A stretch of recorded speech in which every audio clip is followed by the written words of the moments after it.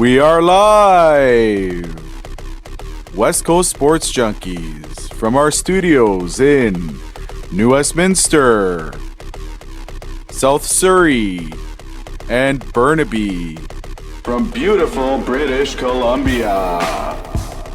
Don't forget to subscribe to our show on podcasting platforms such as Apple Podcasts and Spotify.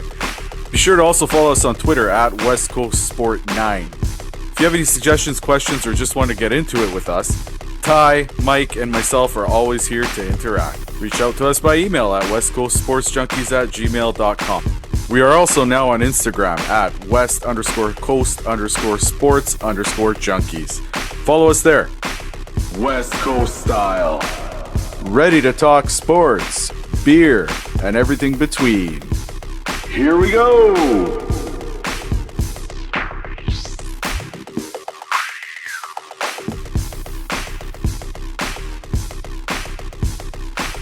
Here we go! 'Tis Wednesday, April 14th, and it is 7 p.m. And we are having a great time. We are talking sports. Yes, we are. Something else to note is today is episode 10.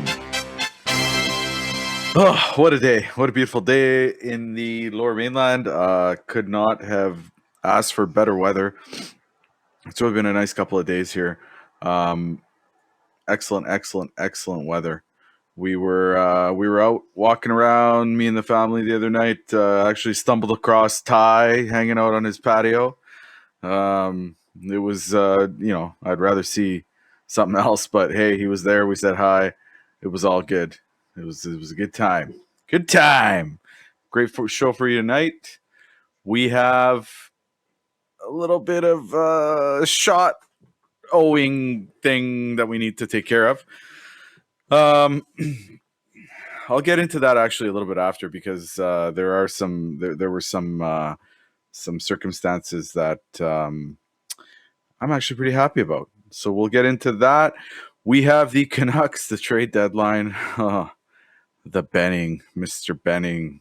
Hashtag fire Jim is what Ty was texting me all week, and Mike was hashtag save Jim's job. So we'll get into that. We've got we're going to talk about the Masters, the champion, next year's possible food menu for the dinner. And we've also got the UFC Fight Night. Michael Peters is going to get into that. And dirty time. We've got Dan Fernades coming in to join us for some dirty talk. Since our last episode, we've kind of talked a little bit about what we should do when it comes to the beer. And we all actually have the same beer tonight. And it was a beer that I thoroughly enjoyed. I don't know if any of you follow us on Instagram, you saw me sitting there. Well, actually, I didn't have that beer in my hand at the moment. I had a Radler, but we did. I think it was a Palm Bay on ice. No, it was a Radler. I was ordering something that I thought I was getting. When I got it, I was kind of like, ooh. So tonight, what we are all drinking is the Humble Hive Honey Brown, which is from East Van Brewing. It's actually made with honey from East Van bees. So me being an East Van child, I could appreciate this, and I probably got stung by a couple of those bees in my time. This East Van Brewing is right on Venables, just off Venables in Venables in Commercial, kind of the neighborhood that I grew up in. So I kind of hold this close to my heart. And we will give it a shot. You guys ready? Yeah, let's do it. Can we all crack them at the same time, or what are we going to do here? All right. 1, 2, 3. Oh, yeah. Thanks for picking these up, Chris. Let's test it out here. Yeah, it's really good. Oh. Just want to say, too, Man, that is down at good. East Van Brewing Company, I had the grilled cheese sandwich there with lobster, and it was amazing. Yeah, this is a good beer. No, it was a good idea you had, Chris, about all getting on the same page and trying out some different beers from local breweries, especially right now with everything that's going on, it's great to support local. And this is one way we're gonna do that. So next week I will pick up the beers from a local brewery and Mike, and we'll go on so on from there. So Yeah, just for this beer here, it's similar to Guinness. I find it's a dark beer, but it's smooth. I was gonna say that. Yeah, It's not like hoppy or hard to drink. It's really easy to drink, and it's kind of like it's got a chocolatey taste to it, I'd say. It does. Yeah, actually, you know what? When you read the ingredients, Oh, there it's you go. got Yeah, I was just chocolate looking at malt. I haven't even looked there yet, man. It's really good. But you know what? I don't think it reminds me of Guinness. I actually dislike Guinness a lot. This does not remind me of Guinness, so I'm sorry. I would have been like rolling around puking on the floor if that was Guinness. When was the last time you had a Guinness? It's at the Mount Shadow Pub in North that's some Burnaby. good times. We're going back there, hey? The Mountain Shadow. Yeah, that was a long time ago. Well, I might pick up a couple Guinnesses for us then if that's when it's my turn to get this guy to try it again. Oh no. But this beer is super good. Like, did you see it that day when we were at the brewery there? In the pint on a nice hot sunny day on the side of the road. That's why I say it's kind of like Guinness. It's a dark beer, right? But it's easy sipping. I really like the design on the can here too. Skull with bees. Yeah, it's pretty really cool. cool. You guys should check it out. Yeah, we'll put a photo up of it for sure. Yeah, I'm a fan. I really liked it. I really enjoyed it at the brewery that day, and just drinking it out of the pint glass, and it was very, very, very good. Good stuff. Yeah. So how you boys been since our emergency episode? How's it gone? It's going good, man. We obviously a lot has happened. We had Masters Sunday. You know, we had beautiful weather here in Vancouver, BC. So I can't complain. We got out to the brewery just to check it out on a patio, obviously, social distancing in mind. Just trying to support our local restaurants because I know they've been hit crazy hard during this time, right? Yeah, no, for sure. Weather's been absolutely. amazing. Like Mike said, the Masters was a lot of fun to watch on Sunday. I actually got the TV out on the patio because I didn't want to waste a beautiful day sitting inside watching it. So got a couple beers, set up the TV on the patio, and yeah, it was an awesome Sunday. I was actually, you guys know this, but I was actually stuck in quarantine on Masters Sunday because I woke up on Saturday morning with like a sniffle, and I was like stuffed up. So I was all scared that, you know, I might have COVID. So I was talking to my wife, like, what am I supposed to do here? So I'll go get tested. So I got tested. My second test I got done. They shoved that stick halfway down my spine through my nose. And and that's such an awful test, dude. And then, so I go back home, and then you got to quarantine, right? You can't go anywhere. It's actually not too bad because so I go back to my house. I bring my desk into my room, my master bedroom. I got my TV in there, so I'm watching the fights on Saturday night, and I'm watching golf all day, and I'm talking to you guys. We did the emergency episode while I was in quarantine, and so everyone in the house has got to stay away from me. So like my wife's bringing me up my dinner. She's bringing me up beers because I was talking to you guys. She's bringing me up breakfast in the morning, coffee in the morning. Anyways, I get my results on Sunday evening after the Masters was over with. And it was negative, thank God. But I didn't want to tell my wife right away. I wanted to wait a couple more days. Say, I'm waiting here, man. I don't know what the results are yet, but like a little mini vacation for you. It's the best. Yeah, it's funny here. I'll tell you a backstory. So you sent me a text, and you're like, "It's negative. Don't tell my wife." My wife is on the phone with your wife, and they're talking about it. And they're like, "Yeah, Mike's he hasn't got his results yet," and and I'm sitting there like, I gotta leave. Like, I can't be involved in this conversation. Yeah. So it was funny. I got the sound. I recorded. Remember when you went for your test and I was there? So I recorded the sound after they stuck it up your nose.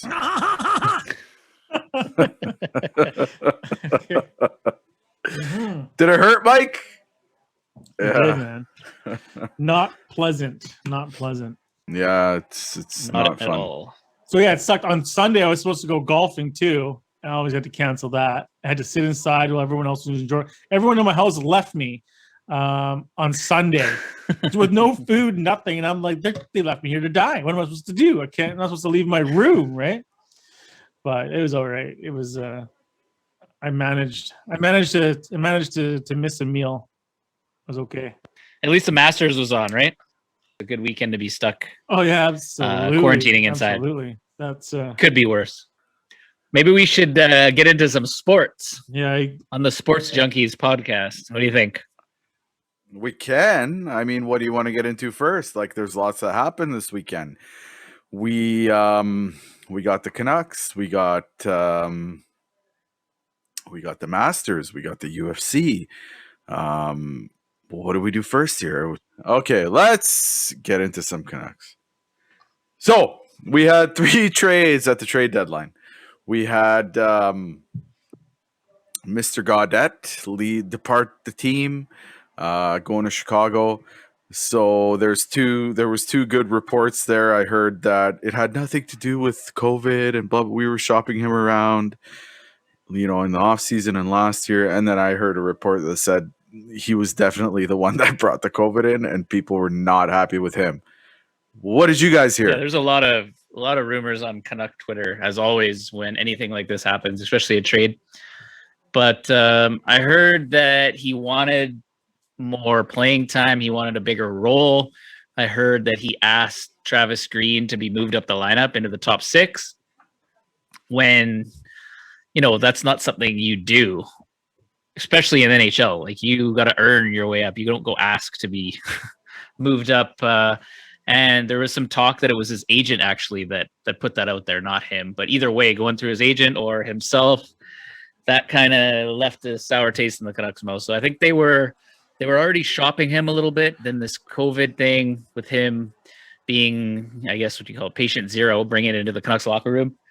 I think that put the wheels in motion and got it, that they had to, not that they had to, but they felt like this was the time to move him. But hold on, would you rather not, like, okay, do you want the player not to want to be in the top 6?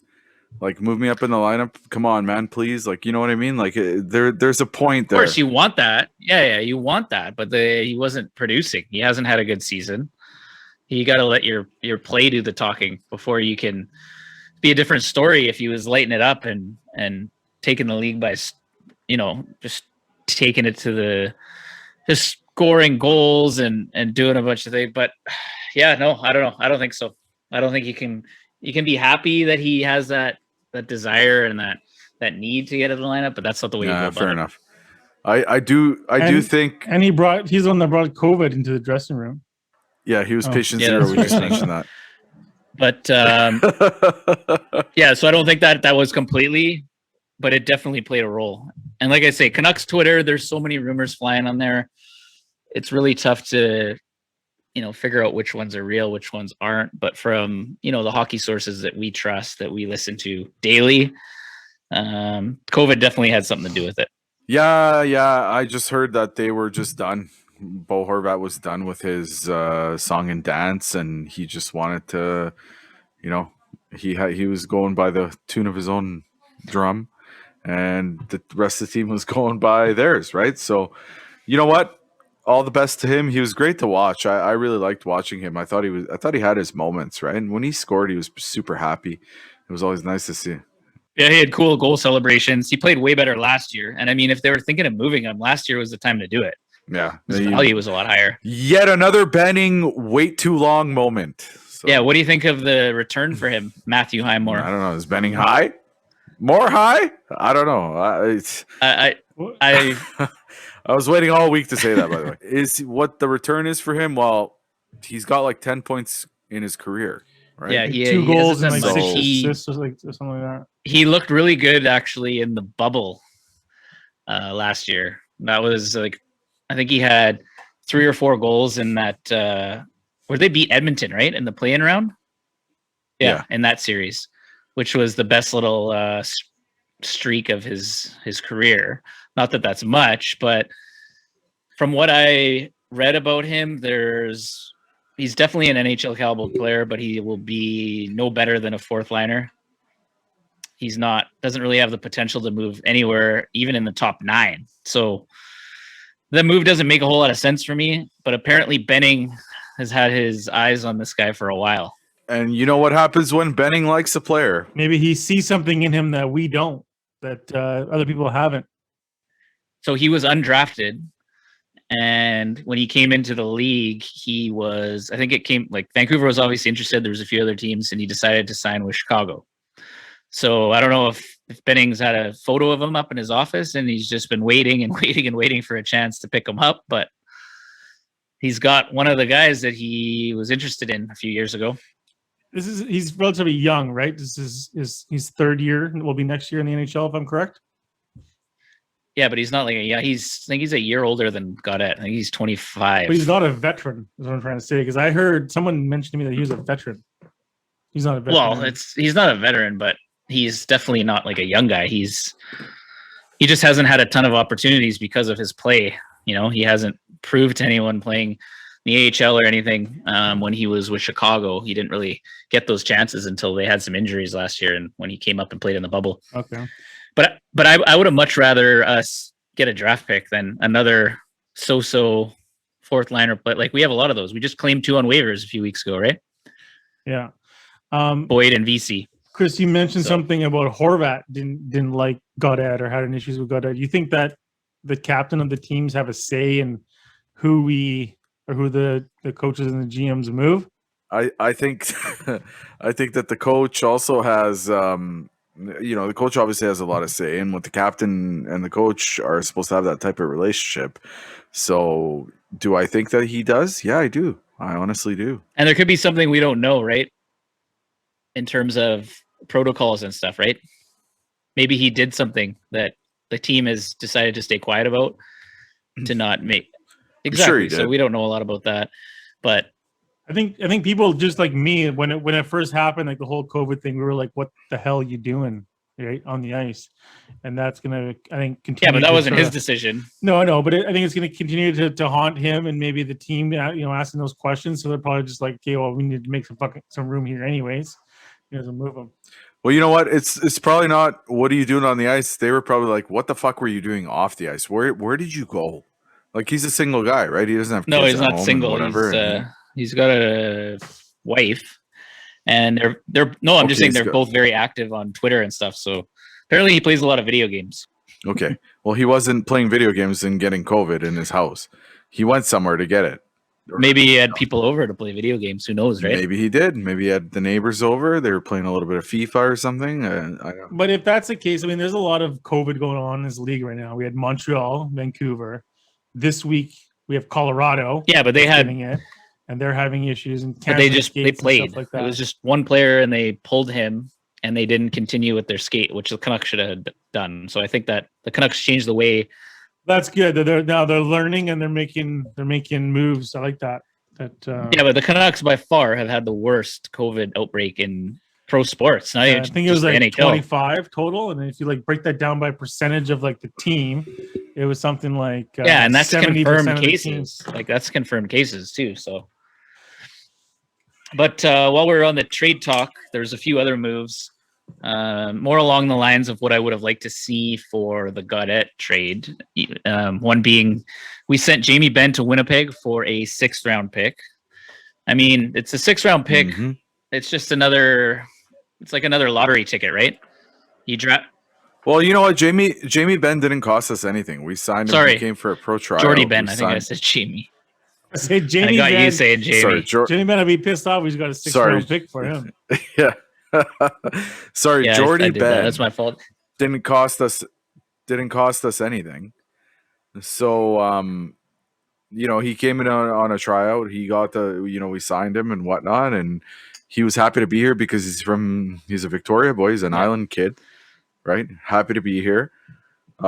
He was I thought he was pretty good. I thought his tenure here was okay. Yeah, he's just a depth defenseman, right? He wasn't expected to do anything crazy. Yeah. Good kind of stay-at-home defenseman. Didn't chip in a lot offensively, but solid guy on the back end. Hey, Jim Benning, I just have a real quick message for you. With that 6th pick in the draft, do something wild. Come to the ASHL in Coquitlam from the Sun Devils, pick number 17, Mike Peter. He will bring it every single night for your team, okay? He's an old fuck. He's got a big heart. But he's got a big heart, and he's prone to broken legs playing the game. But no, honestly, betting, pick someone local. Pick someone from BC. You know, somebody that wants to play for the Canucks. Don't get, these guys from wherever especially the on fuck. a late round pick. Pick someone right, local. It's all, if there's no guarantees. Take anyways, a chance. Why not? Why would that matter? It doesn't matter. Take a chance on the local kid. Take a chance on someone that wants to play in the NHL. Well, what he's saying though, the local kids that are going to get drafted. I want the next best player. They all want to play. But in at the that NHL. stage of the draft, But I'm saying the odds of you hitting like a consistent NHLer for his career are very slim. So why not take a good story of someone who's going to go around that place anyways? So. I say stick to your system, like Pavel Datsyuk. What round did he come in? Late. He turned out to be pretty damn good. Yeah, how many of those though is what I'm saying, right? There's a few. There's a few. Yeah, but there's not a ton. There's not a ton. No.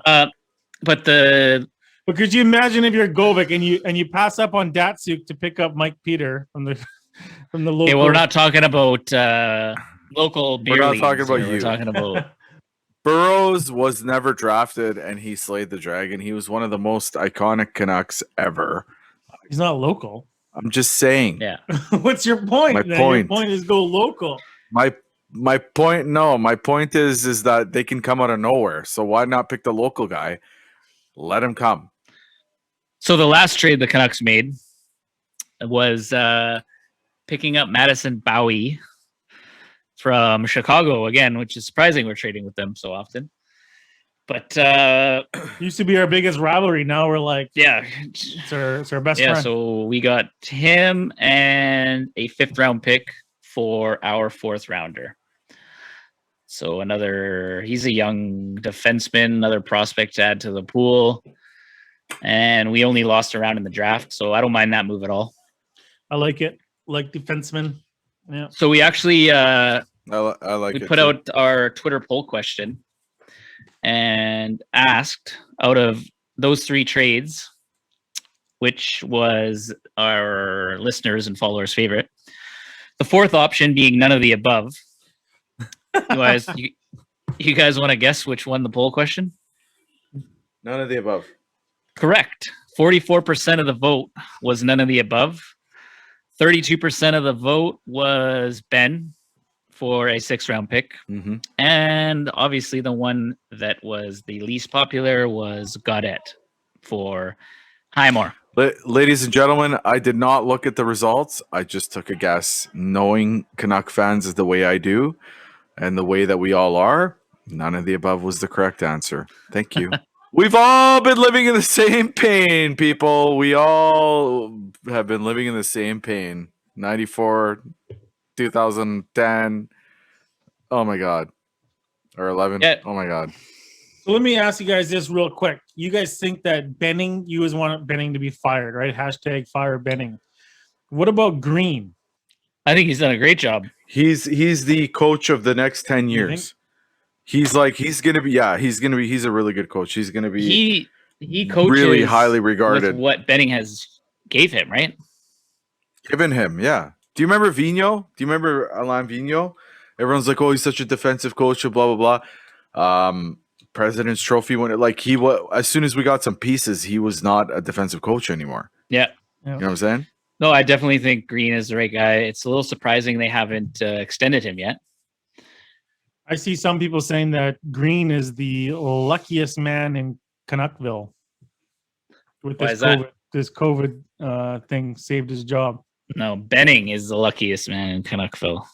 COVID saved his job. Benning's the one that's would have to fire Green. Well, it seems like The only one Aquilini that's gonna is very fire- involved in this whole process, which I think is part of the problem, which handcuffs Benning at times, I'm sure.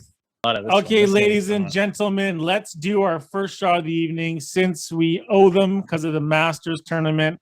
Before we get into the Masters tournament, Ty's going to bring us up to speed. I got my shot of Pelinkovac, is what Govik has selected for me. I'm drinking some Don Julio tonight. which I selected for you, and I'm gonna have my shot of Orajovac.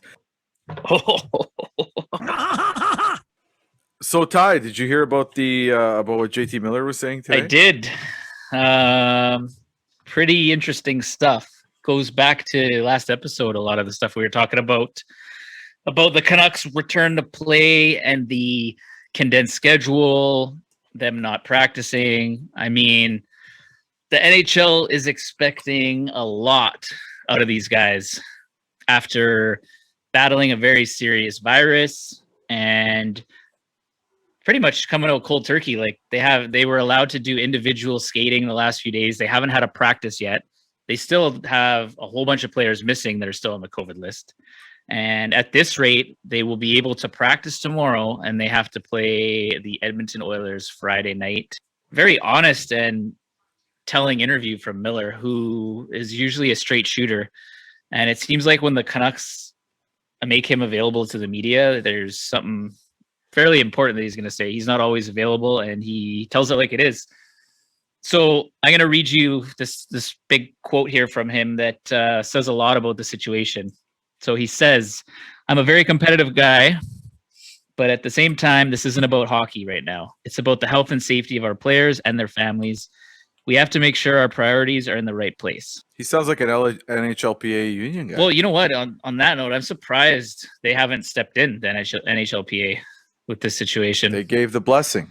The union gave the blessing. I saw online when he made this statement, and I was reading the comments down below. Every single person saying, "Make a statement here. The Canucks shouldn't play Friday night. They should stay." Yeah. So there's some rumblings that it's going to be an interesting practice tomorrow because it'll be the first time all of the players off the COVID list will be together since. And there's some talk that is on the table, Mike, that is a potential scenario where they may not play Friday. I don't know if it's going to happen, but there's definitely been talk. And I'm super intrigued. I'm going to be tuning in for sure. I want to see what happens. I'm going to watch the game regardless, whether they play or they don't play. But I mean, where is Aquilini and Benning in this? Well, they want to play. They want to play for sure. Okay. Well, I know Benning and Aquilini definitely want them to play. We saw this week they came out with them selling your cutout of a cardboard fan for $150 a game or something ridiculous like that. I mean, yeah. I don't get that kind of stuff. You know what I mean? You know, that stuff kind of bugs me, and it's those things that it's those reasons why I can see the Canucks being like, forget this, we're not going out there. Yeah, you got to think long term. Yeah. What if they come back? Like I said, they haven't practiced. They've sat around for 3 weeks. They've been off for 3 weeks. They come back and suffer a major injury because they haven't been training. Their bodies are not in game shape. Oh no. And then they're so fatigued. And you say you lose Quinn Hughes. Yeah. For 6 months and into next year, or even longer if it's a major injury. He's just not up to snuff, right? Yeah, exactly. Yeah. I will say though, those cutouts are pretty creative. You got to give them credit for that. That's pretty cool. If they can make money on that, if they can sell 30,000 of those cutouts like every game, there's going to be no. It's for the whole return.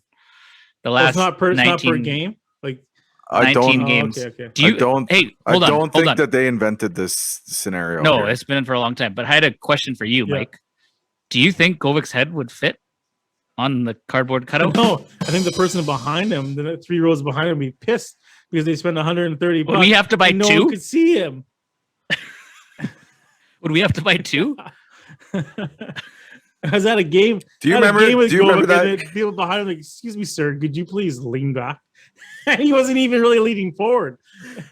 And then Govic, do you think we could fit 2 of Mike's heads on one of the? Oh, you could fit 3 of Mike's heads. They were actually, Mike, that night they were throwing popcorn at me. Remember that? This guy. Like, move back. Yeah, that was a good time. That was a good game. But back to that's selfish. I mean, I know it's a business, obviously. The owners, there's a lot of money at stake. There's TV rates, there's sponsorships. The players want to play too, I would think, but they know that this is this, and where hockey is, this is the Give them some time though if they're gonna play. This is the top, the one practice and then thrown to play the arguably the best player in the world. Yeah, I know. McDavid, like it's gonna be a shit show. I wonder what they play. We're gonna get killed. We're gonna get destroyed. I wonder what the line is on that they've game. called up I know, we'll have to look. They've called up a bunch of players. It sounds like DiPietro maybe could even be in net. A lot of our farm team has come up. We still have 7 players that are on the COVID list that won't be cleared in time for the game. So we'll be shorthanded, and it's going to be a mess. The situation is a mess already. Demko and Holtby were cleared today off the list, but I don't know. I don't know if they're going to be game ready. Doesn't mean if they're game ready, they're going to play, right? That's why they've called up reinforcements. That'd be exciting. DiPietro in net. Some, like we were saying before, like the farm team, bring some of like the.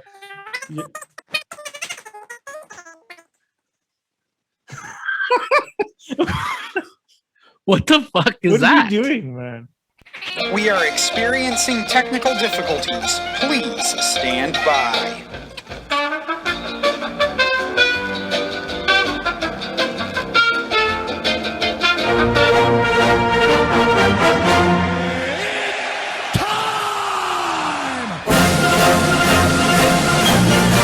They slayed the dragon! It's a wonderful day for an exorcism. Touchdown, Seahawks!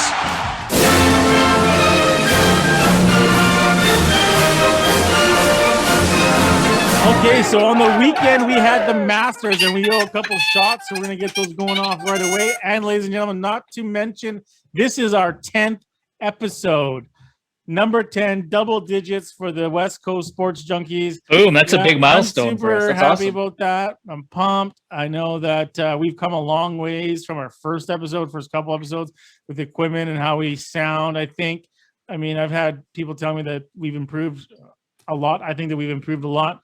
Well, let's get into some Masters talk. What a fun weekend at Augusta. The tournament never disappoints. We got off to a pretty fast start. So Justin Rose on Thursday played lights out of nowhere. He hadn't played much golf in recent weeks due to back spasms and some other injuries. But he shot a 7-under 65 in the first round, had a 3-stroke lead. Honestly, it almost looked like he was on another level. He was playing a different course.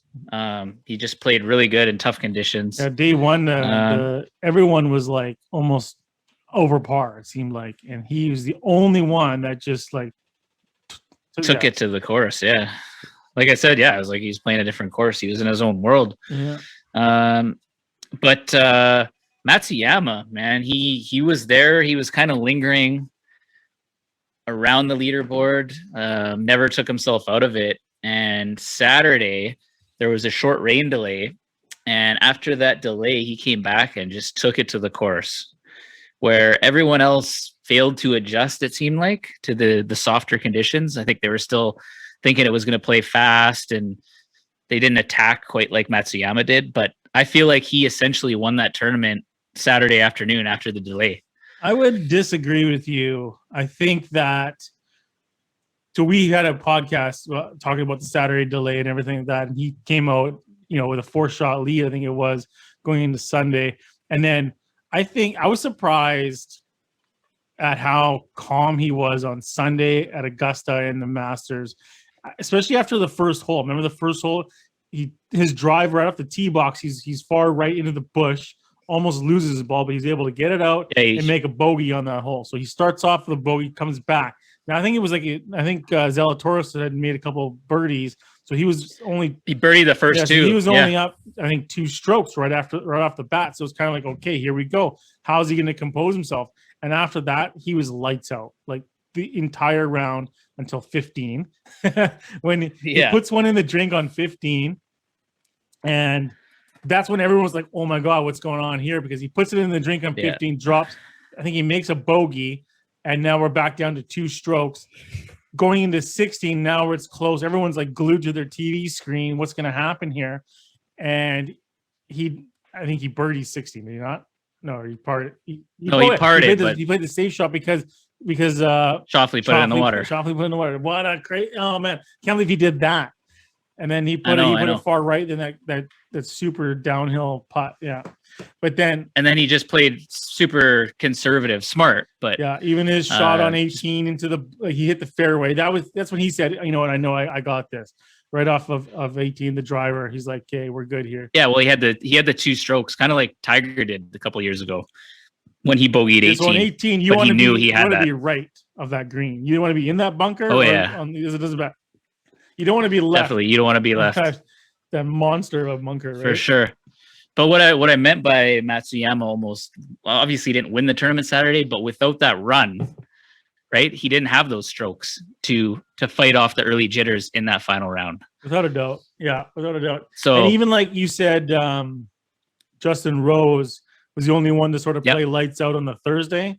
Well, he was the only one to play lights out on that Saturday afternoon. Exactly. And that's exactly which won him that tournament, I think. And just his ability to stay calm, because I've seen players going into 15, 16, 17, 18 at Augusta with the lead and lose it. We saw Spieth. We've seen McIlroy choke majorly. Yeah. We've seen it happen many, many times. So him being able to compose himself and take that lead throughout the whole round, I mean, it says a lot. It says a lot about him, and I think he's totally. I agree with Joe. He's definitely deserving of a Masters, of a major, for sure. And I'm just happy for the country of Japan, because they got some great golfers out there. So they have just as many golf courses as we do over here in Canada, and first Japanese-born player to win major. Male. Yeah, female who won it, but yeah, and didn't a Japanese woman win the amateur at Augusta the same weekend? The week before, right? I think it was. Yeah, and he's the second Asian-born male to attempt to pronounce her name. But But yeah, he's the second-born Asian male to win a major. The first being Wai Yang out-dueling Tiger at that PGA Championship. I don't know if you remember Wai Yang and KJ Choi used to always battle Tiger back in the day. Mm-hmm. Yeah. But yeah, so I was live betting Matsuyama late Saturday when he was starting to go on that run. And then even when the lines opened on Sunday with that 4-shot lead, he was still like a 1.5 to 1 favorite. So a minus 150 favorite, which I thought were good odds with 4 strokes. I know they disappeared early on, and that ball he put in the water 15? On 15, made me. Your sphincter got a little tight.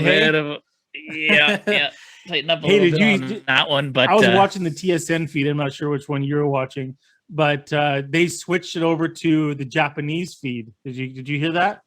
And I did see that call. Yeah. Like, oh no.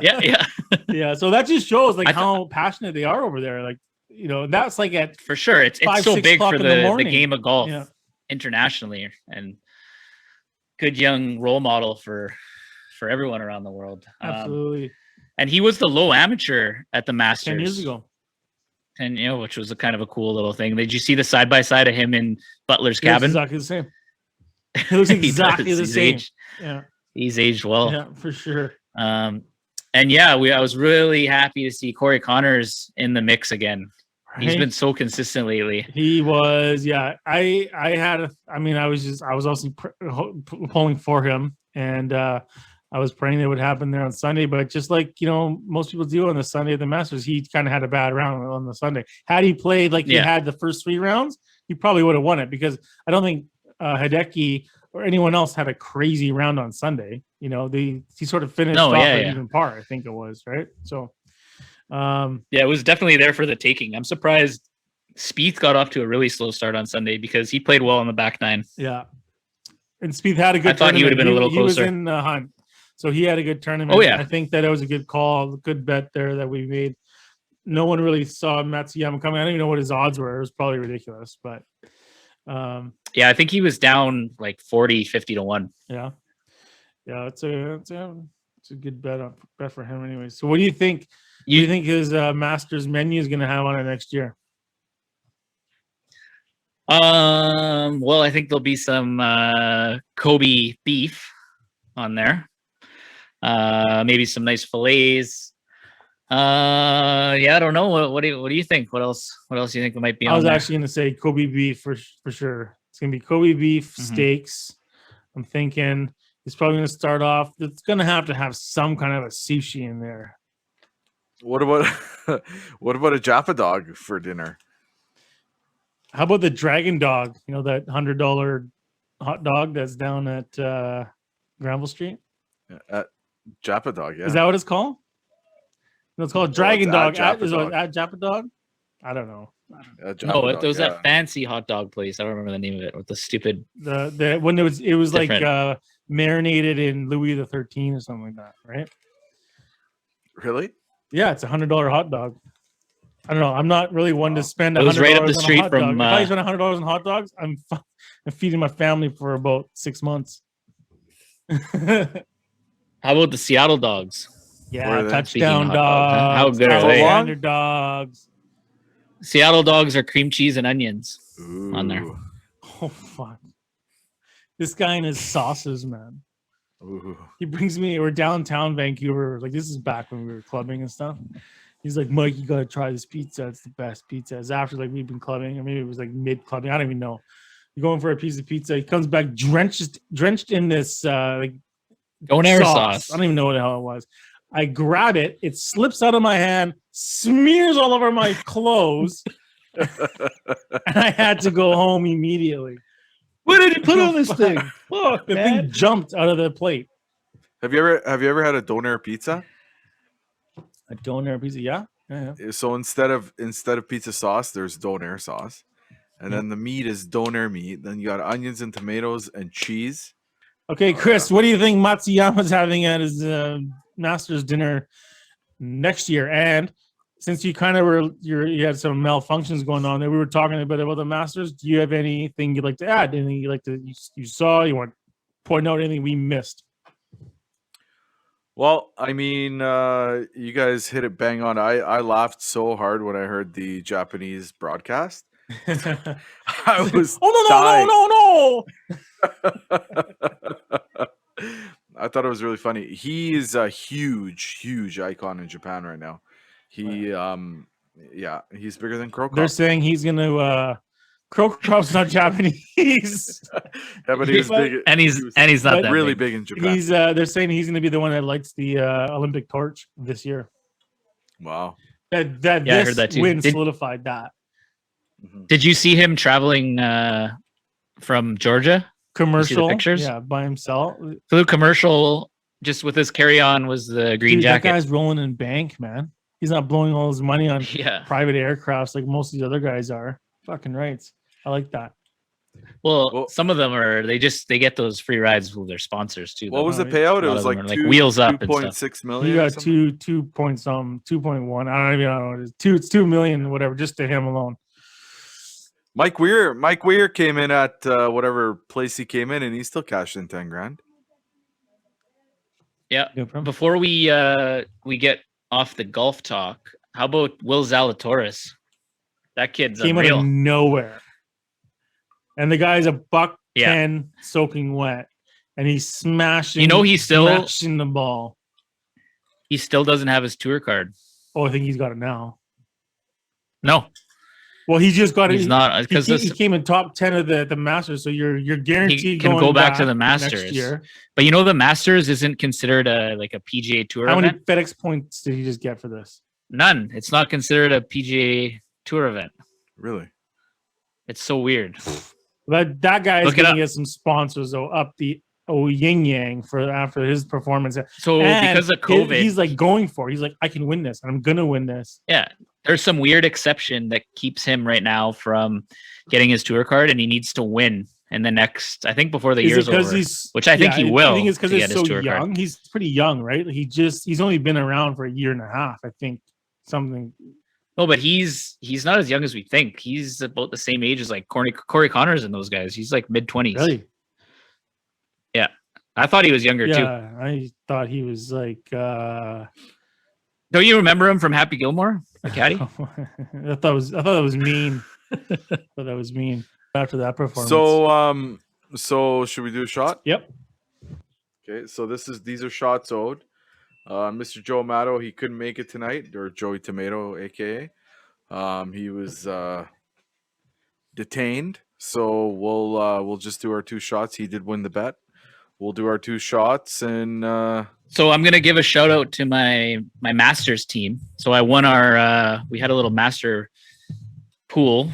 We picked 4 golfers. So I had 3 inside the top 10, and one of them being Jordan Spieth, who you had in our shot bet, Chris. I did. Good Canadian boy Corey Connors, and the Australian Cameron Smith with the nice mullet and mustache. Nice. I just want to say I was in that same pool, and the only player that got through, made the cut, was my last pick, and it was my sleeper pick. It was Kevin Na.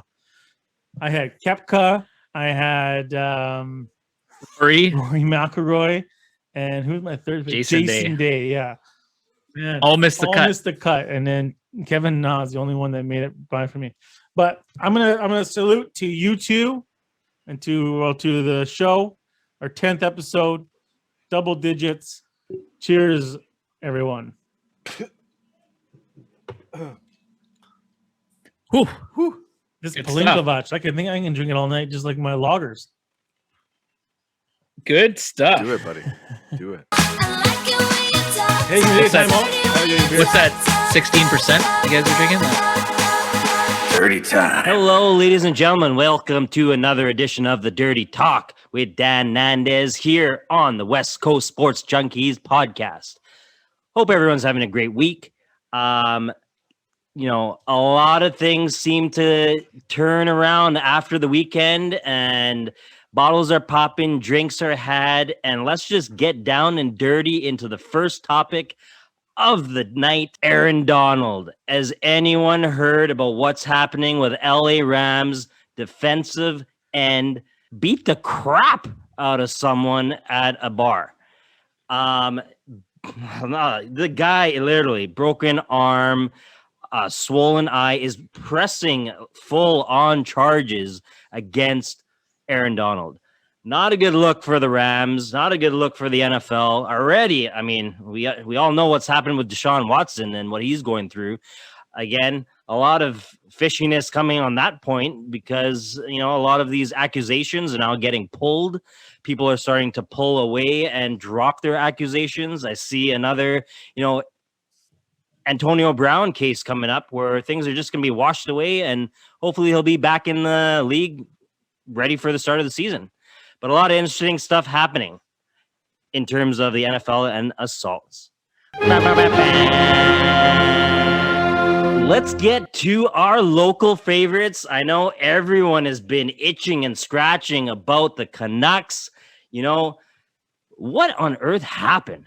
I mean, they had a week off. I think everyone was looking forward to this new COVID norm, bubble hockey, only traveling within Canada, playing Canadian teams. You get almost like a spring break, a whole week off, and then they come back and everyone's got COVID.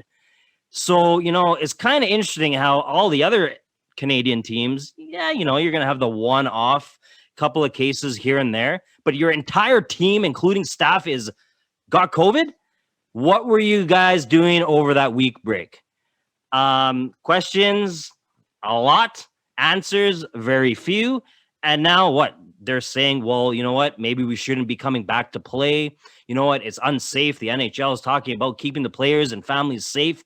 Well, clearly you guys weren't safe during that week off. Because again, how is it that you have so many cases?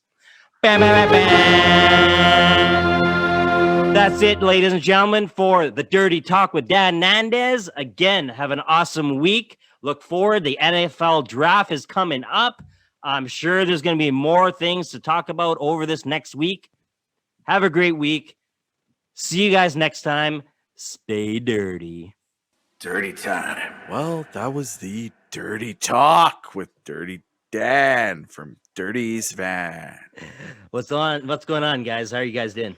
Oh, Good, brother. We're actually having an East Van beer. East Van from East Yes, Van we Brewing are. tonight. Oh, nice. we're feeling a lot dirtier now that you're here. Yeah. What you got in your cup tonight, Danny boy? You know what? I was, I'm sure you're waiting for a different choice, but I'm back to my normal go-to. A little bit of spiced rum and ginger, no ice, Mike. Don't do the ice. So it's not apple juice, Why don't you do ice? because it comes. What the The hell? whole point of ice is to keep your drink cold, is it not? Yeah. Yeah. Well, Yeah. the ginger ale is cold in the fridge and is cold in my glass, and yeah, Are you? not Yeah, but when ice you- cold. Are but you when you worried about put- getting your drink diluted by the ice? Is that the problem?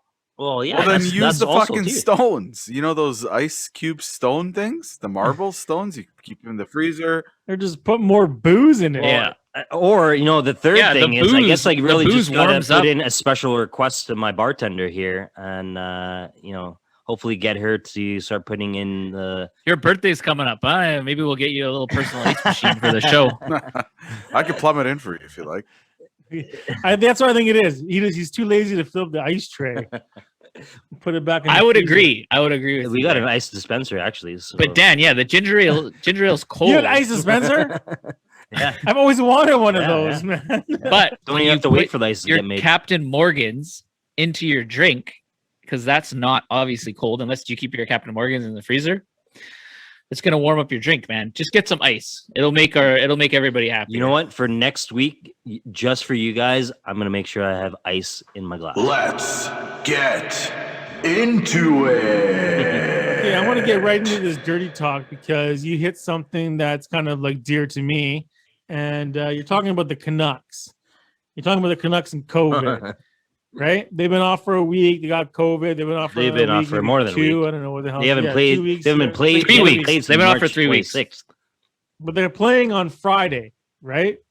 And what do you think of this? Playing on Friday. Do you think that we should be playing on Friday? Should the Canucks be calling it a season, or are you on board with your professional athletes get out there and perform? Well, I mean, where do you call? Yeah, well, first of all, yeah, you're professional athletes, so it's time to do what you got to do.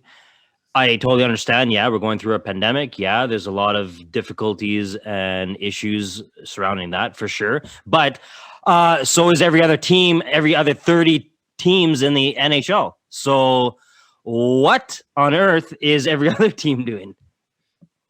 Yes, but we have had the worst COVID outbreak of any pro team since the pandemic started.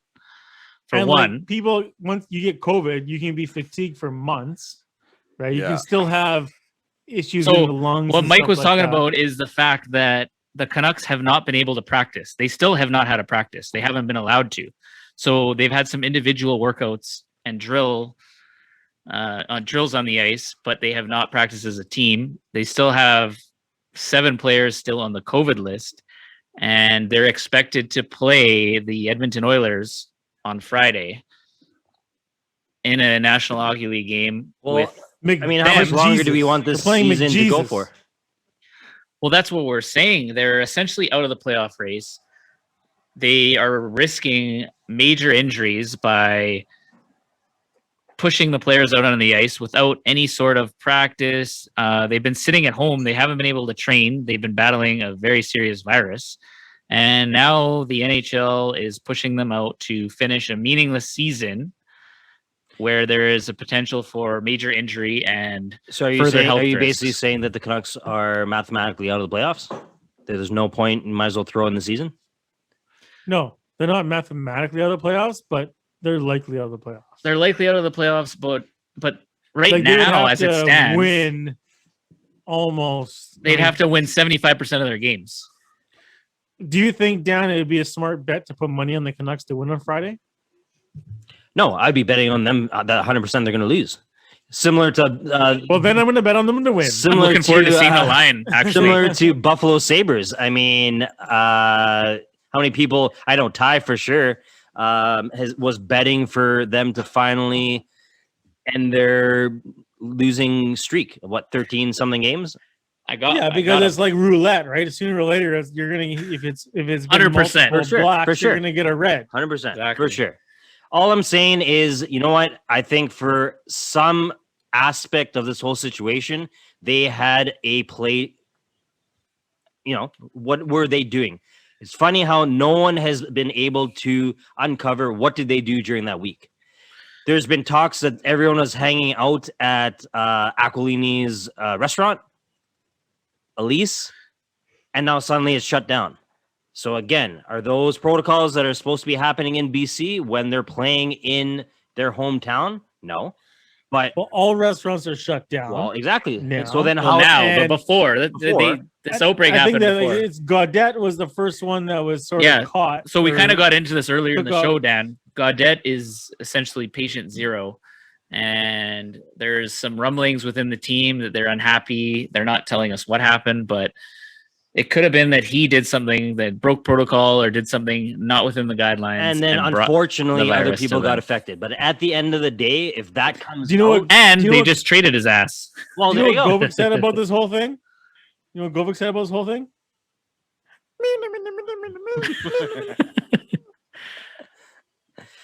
Well, you know what? What I would say, and what I think needs to be done for these professional athletes, not just the Canucks. I'm pretty sure that baseball is just getting started. Pretty sure that's an issue there you're as well. excited about that, Mike? Yeah, I'm pumped because they're going at full capacity, baby. And the fucking Toronto it's Blue like you Jays. said, like you said about the Canucks bubble. want to give back their pay and the season today. All the Canucks games canceled. Go home. But give your paycheck You know what, Dirty back. Man? I agree with you on that. If you're not going to play, don't collect the paycheck and stay the fuck home. Let the taxi squad play. I don't care. For sure. 100%. Well, by the sounds of JT Miller, he'd be fine with that. Okay, JT Miller. I think that they should maybe, I guess, put it to a vote. It's a mess, though. The league created this problem. You're talking about your health. Yeah, and your long-term created this problem. You wanted them to play just as bad as anyone else, as a fan, wanted them to play. No. I'm saying really this quick. No, the quick turnaround. I am. I'm not. I am. It's gonna be a shit game. I'm gonna watch it. I'm not looking forward to it. You know what? It's gonna be a horrible game. I'm not gonna watch it because I'm gonna be camping, but I'm gonna be recording it. Camping within your neighborhood, right? Yeah, because you can't leave your neighborhood. Yeah, right? I'll be right beside my office. Actually, there you go. Well, what happened is clearly someone fucked up on the Canucks. They did what they were not supposed to do. They went out when they weren't supposed to go out. They got burned. Everyone got suddenly COVID, and now what? They've been traded. So all I'm saying is, yes, the entire world is dealing with this. But how is it that a team, professional team that has all these special arrangements, hotels, traveling? No. Right now, there's no special arrangements. There's no bubble. They go home to their wives. They go home to their girlfriends. So then what they do once they leave the rink and the team is on them. Yeah, but it's not a bubble. Going out into restaurants, if they are going outside of their bubble, their kids, something happens, then you know what? They do need to be held responsible. Okay, what about this? The players with wives and kids, their kids go to school following guidelines because they don't want to shut down schools. Schools are fine. Their kids go to school. Their kids come home. They have COVID. They don't know it. They give it to their dad, who is not saying Adam got it. I'm just saying hypothetically. Okay, then they bring it to the team. I know where you're getting at. I understand where you're getting at. It's happened in the general public where parents have gotten COVID. So you're saying not 22 they have special players on one team. Because they're in a close environment. One person gets that. It's different than any other situation. So then what is their protocols? How is it that it wasn't caught when, the first couple of people started getting symptoms? You're telling me they have doctors on the team. As far as I know, NHL players are getting tested regularly. Yeah, so everyone's get tested, but they get tested, then they go practice because their results aren't instant.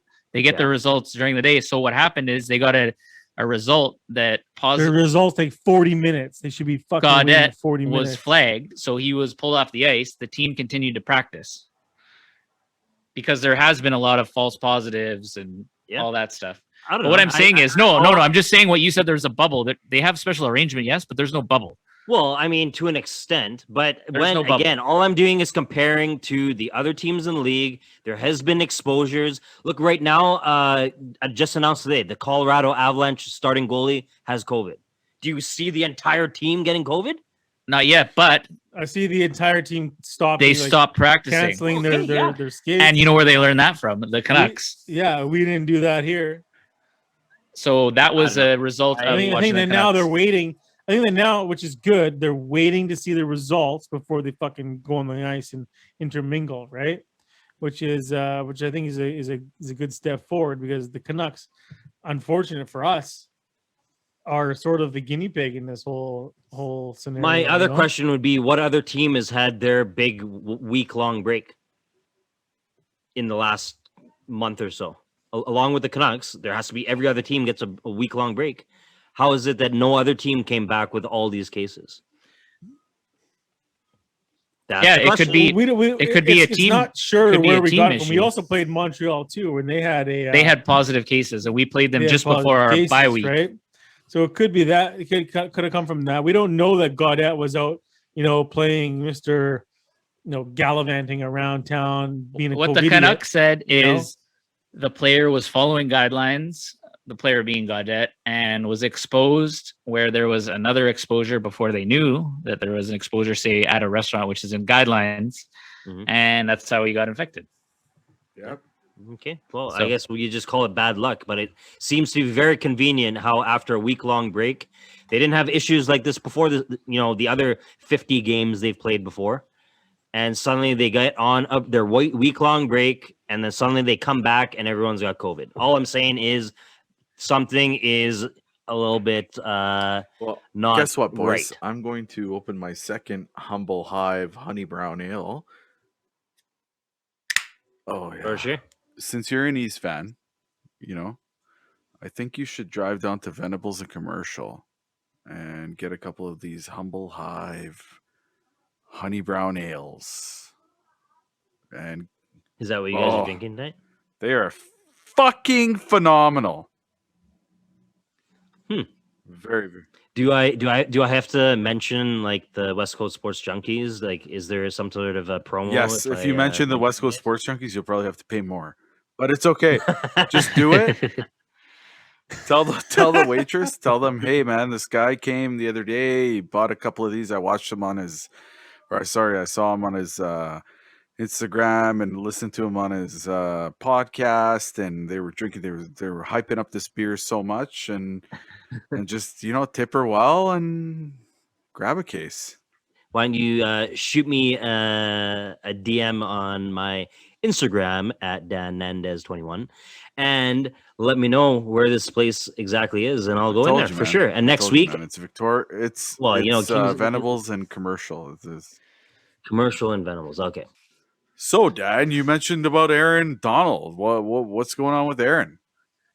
Yeah, well, I mean, honestly, it's breaking news that's just come out of Pittsburgh. Don't get any mixed messages. That's where he's originally from. That's where he was born. Went to University of Pittsburgh in his off season, and he was literally in a club, or it was late, 3-4 o'clock in the morning about a week ago, and who knows what the actual true story is, but someone's coming out, got the beat down by Aaron Donald and his crew. There's a photo surfing around on the net somewhere. He's got a completely swollen black eye, broken arm, and yeah, that's So, what do you not think looking happened good. there? well, obviously, claim to fame, a minute of some publicity and in the media. I would assume at that time, 3-4 o'clock in the morning, must have been alcohol. So you said it involved. was at a bar? Yeah, they Yeah. said it was outside of a bar in Pittsburgh. So Aaron Donald was probably with his crew, and this guy was probably with his buddies. I wonder if there was some chirping going on or something, right? If he was in Pittsburgh, some Steeler fans or something, who knows? Alcohol, like you said, guaranteed was involved at that hour. Probably a couple guys that work at the smelter, the steel smelter, right? Yeah, so who knows? It'll be interesting to see if there's any surveillance footage. That usually is next to be released by TMZ or another news agency. But like we've said all along, like these pro athletes just putting themselves in terrible situations. in the news for the wrong reasons.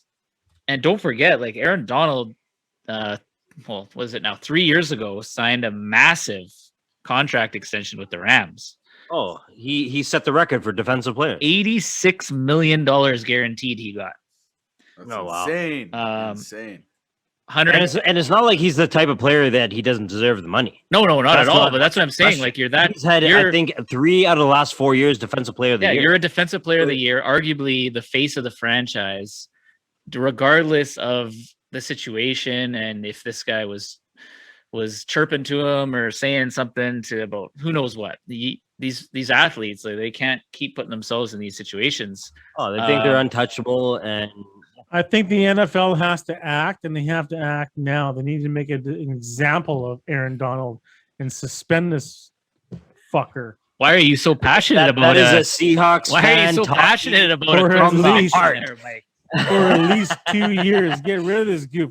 Hey, anyone you- that's listening to this episode, go online and just Google Aaron Donald, and you're going to Mike, see what he Can you just did imagine to this. if to he this assaults man. Russ like this on the field during a game? He's Dude, a the threat.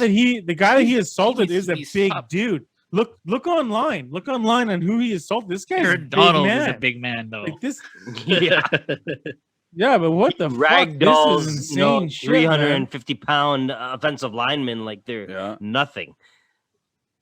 There's no place in the game for this kind of activity. He should be suspended indefinitely. Get out of the game. See you later. You're not welcome here. You're definitely not Fuck welcome off. in the Seahawks As division. Govic says, motherfucker. audio NFC West. tacos. Get out of here. Get out of here. Ooh. See, But seriously, Fox? on that note, not only with Aaron Donald, it seems like the NFL, I don't know, have been a lot more lax recently on their, you know how they place players on the commissioner's exempt list when they're investigating possible breaches of their contracts and the NFL code of conduct, Yep. right? Seems like Yep. like Deshaun Watson, I know we've talked about him in past Dirty Talk segments. He's still not on that list or any sort of investigation list by the NFL. Yeah. Like, I know they're fines or anything like allegations, that. don't get me wrong, but normally when there's allegations and serious things of this nature, they put them on there just to be on the safe side. So it's surprising that it seems like they're giving the players more of the benefit of the doubt lately and waiting to see how it plays out. Antonio Brown, let me tell you. Yeah. Well, even Dan said that sort of some of the accusers with the Watson case has sort of been falling out, Mhm. right? There's not as many now. So maybe it's all just smoke and mirrors. Well, and for a bunch of sure, like, bullshit 'cause the guy was trying to You're take the innocent until town. proven guilty, right? These are just allegations. It's nothing like Aaron Donald. There's proof right there in the photographs what he did to this guy, and he should be freaking fined and suspended and expelled. Expelled. Pipe dreams of Go to the fairy tales CFL. and glass fucking chickens. You know, it'd make our season a lot earlier if we didn't have Aaron Donald out there chasing Russ Mhm. around for 2 games of the regular season, potentially a Absolutely. playoff game too, depending what happens. But yeah, And he was all excited. Remember when Russell Wilson talk that Russell Wilson was going to get traded or wanted out. He's like, yeah, I don't have to chase him around twice a year. it was Brockers. And now It he was does this Brockers shit. though, and Donald mentioned that too. It was was Donald, wasn't it Donald? Brockers. And then now this makes me happy because you know what? I don't have Donald chasing us around twice a year because you should be fucking suspended and expelled and never allowed to play football again with this bullshit. Yeah, but what do you guys think? Well, like what I was saying, do you think the NFL is being what do you think the reasoning is from them not placing them on that, say, commissioner's exempt list and investigating, like just waiting to see how it plays out, which is a little risky? Wouldn't you think? In terms of a team standpoint, so say the Deshaun Watson thing. Okay, so what if all these allegations are eventually proven in court, and this guy has, you know what I mean, been preying on women? I think that the NFL's got to take the stance of like you're No, innocent for until sure. proven That's guilty, what I'm right? saying. Normally they'll do that, but when there's all this controversy and all this talk, it's not good. It's not a good look on the league, and it reflects on the league. So that's why they tend to put them on this, what I was saying, the commissioner's exempt list, which is not necessarily a suspension. It's just they're under investigation. But it seems like they're hesitant to do that now. Maybe there's some evidence that we don't know about, that the public doesn't know about, that these people are flakes. Yeah, that's a good point. Forward, maybe they know a lot more than we do. Like, especially with like the Watson scenario, where Dan has said, like, I think it was like 2 weeks ago, he brought up Watson, and there was 18 people. Now there's only 13 or whatever. People are dropping like flies. Well, maybe all Watson had to say was like, look, I was here this night, I can prove it, to the NFL. They're like, okay, fine. Let this what do you think about the Texans, for example? The owners come out and said these are some serious allegations and this and that, but they haven't. So then they have perfect grounds to release him. Yeah. But they don't owe him a penny. Yeah, they haven't, which is what I'm saying. So what? This is what I'm trying to say though. So imagine, say, like Russell Wilson had these allegations in Seattle. Okay, would the Seahawks stand by him and wait for all this to play out? Is what I'm saying. I feel like it depends. Is going to stand by their franchise player. True, but it depends. The Rams are going to stand by Aaron Donald. The Seahawks would stand by Russ. Up to when though? When's that flip? When's that switch? Until the reputation of the team, or there's some substantial evidence to prove the player guilty. But that's what I'm saying. So for the Texans, for example, their reputation is already taking a hit because of this. It's in the news in a negative light. At the end of the day, if you're telling me that everything is fine and Watson is playing for the Texans come opening day, that tickets aren't going to be sold, I think fans are not going to be watching. Would be freaking ecstatic if he was playing for the There's Texans. A lot of people who would not be happy that have already sounded the alarm. Definitely. There's always going to be people but these are serious allegations. There's just as many people that are putting threats out to these accusers. That's one of the reasons why they've dropped out, is because fans are basically, seeing all of this noise and there's not much evidence, and it's like you're pretty much. We don't know there's not evidence. That's the problem. No, we don't. So if there was, then why is it not out there? You're telling me TMZ doesn't have someone getting ready to write a check for some news? Come on, man. Well, that's our episode for tonight. Hope you enjoyed it.